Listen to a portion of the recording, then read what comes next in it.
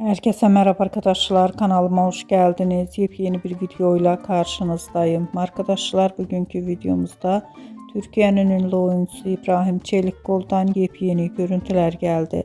Ben de bu muhteşem görüntüleri sizler için YouTube kanalımda video halinde sunuyorum. Umarım beğenirsiniz. Arkadaşlar, videomu beğendiyseniz kanalımı izlemeyi ve bildirim butonuna basmayı unutmayın. Şimdilik benden bu kadar olsun. Yeni videomuzda görüşmek üzere. Hoşça kalın.